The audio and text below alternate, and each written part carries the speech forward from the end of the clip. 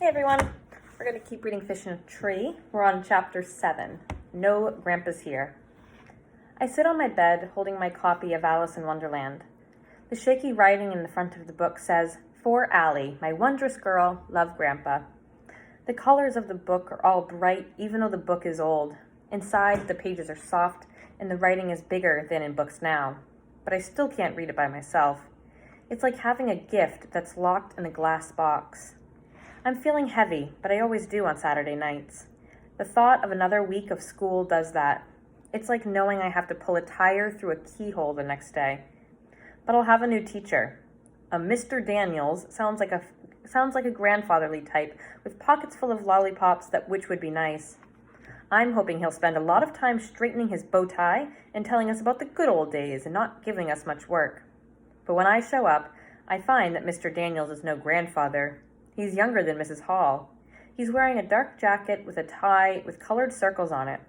When I get closer, I realize they're planets. Most of the kids are gathered around him. I throw my stuff in the closet and walk over.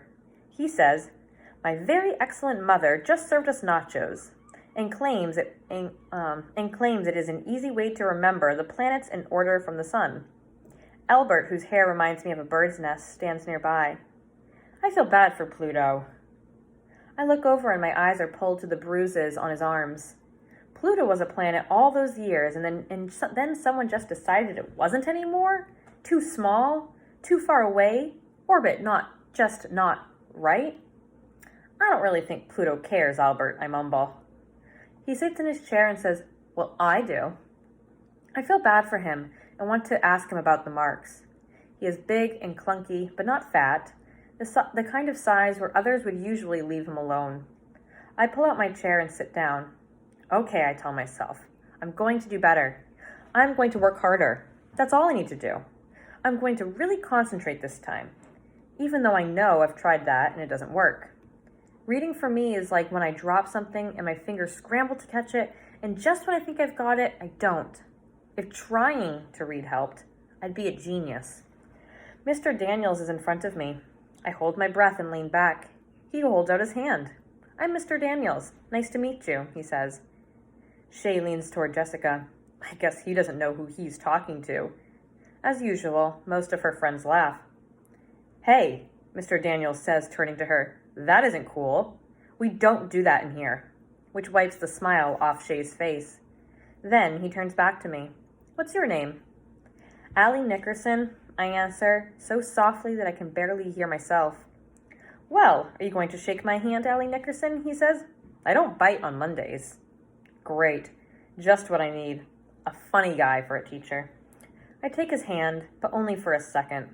My mind is already spinning, wondering what terrible things Mrs. Silver has told him, the plans they've made for me. I see myself wrapped in rope and lying on the train tracks, just like in Grandpa's old black and white silent movies. "Okay, fantasticos, take your seats," he calls. Time to set the world on fire. Everyone scrambles to their seats, but I'm still lying on the imaginary train track, all tied up and watching the engine come around the corner. Chapter 8, Real Trouble. The first day with Mr. Daniels starts out okay because we have math in the morning, and Mr. Daniels does this thing he calls the bus driver. He says, "You're the bus driver." And then he tells us how many people get on and off, and we have to add and subtract the numbers in our head. No paper, no pencils, just math. When I was younger, I loved math, everything about math. But in school, math now has letters. Like, what does X equal? There are also long stories with characters, and although the story is supposed to end with some number, all the words block my path to getting there. But the day turns into a wooden nickel day at snack time when Mr. Daniels calls me up to his desk.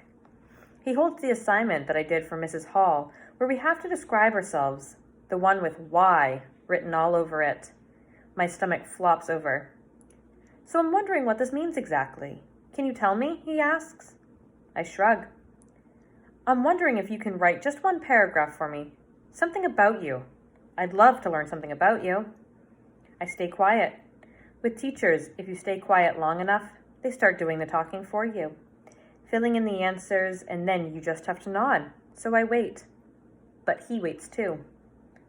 Finally, he says, "Come on now. Can you write that paragraph for me?" I feel heavy. "No," I say. He doesn't want to know about the real me. It'll be like people in scary movies who think they want to know what's in the basement, but when they find out, they're always sorry. "Allie? Did you just say no?" he asks without being mad. I turn myself to stone. He takes a deep breath and leans forward. "So, is it writing you don't like?" I think about saying no, except it would cause me more trouble. Like the chess games in Grandpa's Alice in Wonderland book. You have to be super sure before you make a move final. But I'd figure Mr. Daniels probably already knows this about me, so I nod. "What do you like then?" "Buffalo wings," I say. He laughs a little. "What do you like about school?" "Leaving." He waits for me to say more. "I like math and art. I like to draw." "Oh, well, that's cool. Do you draw a lot?" "Yeah."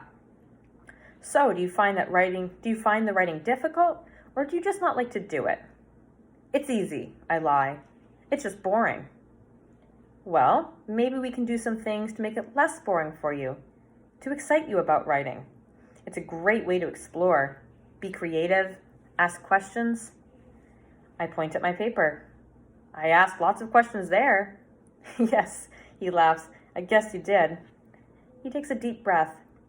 "Here's the thing, Allie. I'm going to be honest with you.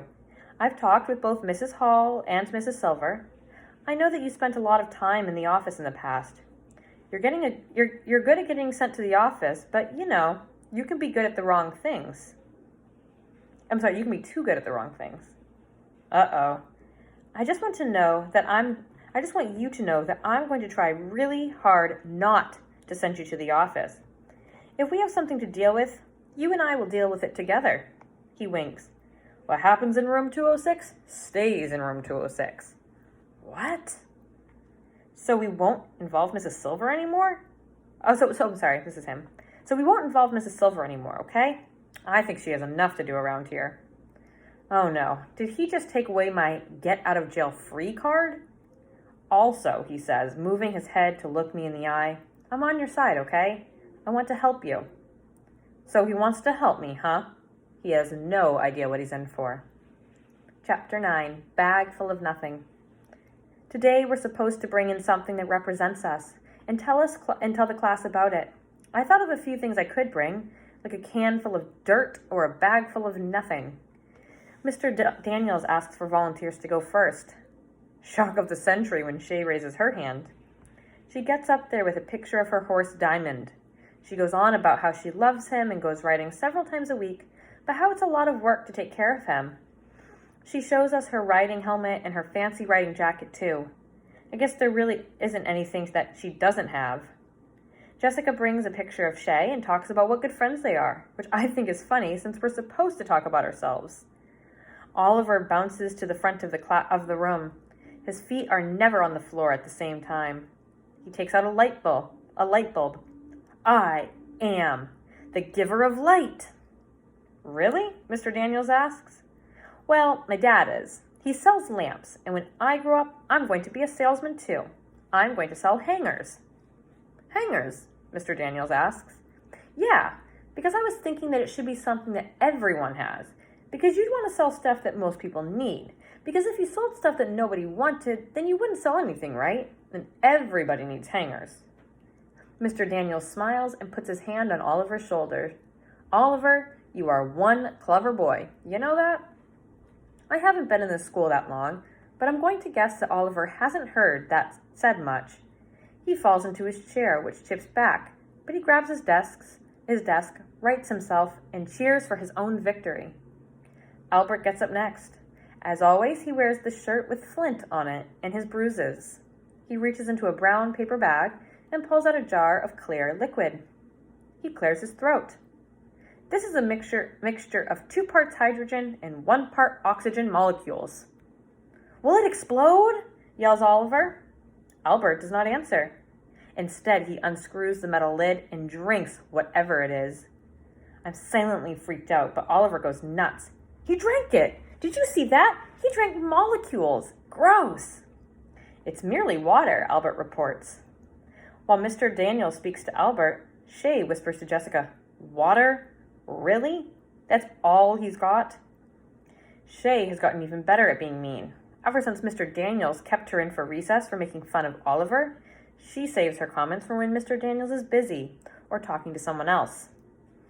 This water was taken from a giant underground lake that goes on for miles and miles, Albert announces. It's the same water that the dinosaurs walked through 100 million years ago and the caveman drank. It's the same water that polar bears swam in just last year and medieval knights guzzled after battle. Oliver and most of the other boys stand, trying to get a better look. "That's cool, Albert," Max says. "Where did you get it?" Jessica and Shay smile and lean forward to look at Max. She calls out, "Yeah, Albert, where did you get it?" "I got it from my kitchen faucet." "Huh?" The same water has been here and has been reused since the Earth began. It is important to me because, as a scientist and historian, I know that we are but a blip on the Earth's timeline, a grain of sand on an entire beach of time. Kids are starting to groan. "Here goes the professor again," Max says. "Yeah, such a show-off," Jessica says, turning to Max. "Now knock that off," Mr. Daniels says. "I think Albert's idea is fascinating. How Earth has recycled its water over and over. Extraordinary, Albert." Next, he calls on Keisha. She carries a small box and holds it like whatever is inside it will break easily. When she takes out a cupcake, the boys argue about who's going to eat it. "This is a cupcake that I made. It isn't from a box mix. It's homemade." "And why is it important to you?" Mr. Daniels asks. "I like to bake. I told my mom I want to start a business when I get older, and she said there's no time like the present.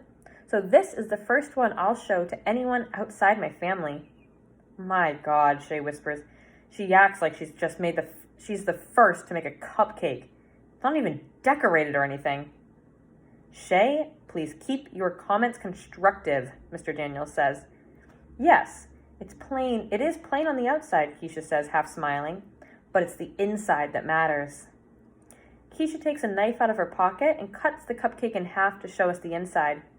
As you can see, it says "Yum" on the inside. "How did you do that?" Suki asks, and I'm surprised to hear her talk. She hardly ever says anything. I've been experimenting with making letters out of different kinds of dough. I stand the letters up in the cupcake batter and carefully cover them with more batter. "Do you lick the spoon when you're done?" Oliver asks. I like to lick the spoon, but my mom says too much sugar isn't good for me, so she doesn't bake much because... "Oliver," Mr. Daniels says, pulling on his own ear. Oliver stops right away. Then Mr. Daniels looks at the cupcake. "Wow, Keisha, that is pretty impressive. I'm going to call my baking business Hidden Messages, the better way to send a note." "That's fantastic, Keisha," Mr. Daniels says. "The possibilities are infinite." Albert raises his hand and Mr. Daniels points to him. "The possibilities are not, in fact, infinite, as she would eventually run out of appropriate letter combinations, and the number of letters can be used in each cake would be limited as well. Also, you imply that the possibilities are all positive when it's probable that the possibilities would be equal in positive and negative outcomes." "Actually, you're correct, Albert," Mr. Daniels says, "but I am an optimist. What can I say?" "So you agree that the possibilities aren't endless?" "Well, I agree from a mathematical standpoint, Albert, but not from a human one. I believe that the things that we put numbers on are not necessarily the things that count the most. You can't measure the stuff that makes us human. Like Keisha's creativity, or how hard she'll work," Mr. Daniels shrugs. "Just my opinion." "Well, it seems that the part that can be measured is most important," Albert says, "because that's what can be proven."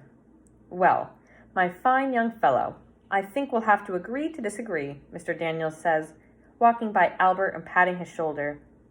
Then Mr. Daniels calls on Suki. She pulls out tiny paper bags and begins to pass them out to everyone. "I bring 2 foods to share. One is hon senbai, my grandfather's favorite. Other is wasabi peas. They are maybe spicy. Food in America tastes..." She turns to Mr. Daniels. "What is correct word?" All of a sudden, Max jumps up and runs to the sink, followed by Keisha and Jessica. Too hot, Max yells. The three push each other a bit, trying to scoop water into their mouths. Ah, yes, Suki continues. Bland is the correct word. Food here is bland. She seems to think that the three kids at the sink are both funny and odd. I think how hard it would be to move to a different country and have to learn another language. I can't even handle one. Mr. Daniels laughs, holding the little bumpy bright green pea between his fingers. They don't look that hot. Most people in the class are too chicken to eat it now, pushing it away. Suki looks a little hurt. Albert puts one in his mouth. He eats it, but looks like he's in pain. His eyes even water. He takes a gasp. I like it, Suki. Thank you. That Albert is nice. Oliver pops his in his mouth, but has no reaction. Oliver, Mr. Daniels asks, you don't think it's too hot? Nah, I'm the only one in my family that can finish a fireball without taking it out of my mouth. My mother says I have no taste buds at all, and my dad says... Mr. Daniels pulls on his earlobe again and says, Thanks, Oliver. Oliver's mouth is open, ready to keep going, but he says, Thanks, Mr. Daniels. Do they have some signal or something? Suki continues, These foods mean much to me because I share them with my grandfather. Many things about Japan I miss, but grandfather I most miss. Also, I missed wood carving with him. He make me wooden blocks and I carve gift for him and send. So that's why she has those wooden blocks. I eat these foods because they remind me of Japan and my grandfather. I feel sad for her. What are the crackers made of? Says Albert. Suki turns to him. They are made of shrimp and fish bones. It isn't just Oliver who goes wild over that one. Most everyone says, yuck! And Suki looks up at Mr. Daniels, who turns to the class. Now, quiet down. Shrimp and fish bones, Shay asks. We prefer lobster in our family. Albert raises his hand. I would just like to point out that lobster is a very expensive meal now, but in the olden days, it was served only to peasants and slaves who revolted and demanded that they only be served lobster twice a week. And he swallows. I think fish bones would have some excellent nutritional properties. Suki smiles for a second before she scurries back to her seat. Mr. Daniels gives Albert a solid nod. Next, it's my turn. What I ended up bringing in means something to me, but I'm not sure the class would be nice about it. I decide to play it safe and say I forgot. I can tell Mr. Daniels is disappointed. Well then, do you have a pet to tell us about? He asks. No, my mom is allergic. This reminds me of my dad crawling around the living room on all fours, pretending to be the puppy I begged for. Oliver starts to bark like a dog. Mr. Daniels says, Too much of that, Oliver, and we'll have to give you dog biscuits. Better be careful. Mr. Daniels squints at me. Are you sure there's nothing you can show us? Because I have a feeling there's something. I slide my hand down into my pocket and clutch my 1943 steel penny, the object I brought in for sharing today. He watches my hand, and I realize I've given myself away. So I stand and take out the penny. My dad is in the army, and he's deployed right now. On the day my dad left, he gave Travis and me these pennies. I look up at Mr. Daniels. That's my big brother. He nods. In 1943, pennies looked weird because they were silver in color, like quarters. They were made of steel instead of copper because the government needed copper to make ammunition during World War II.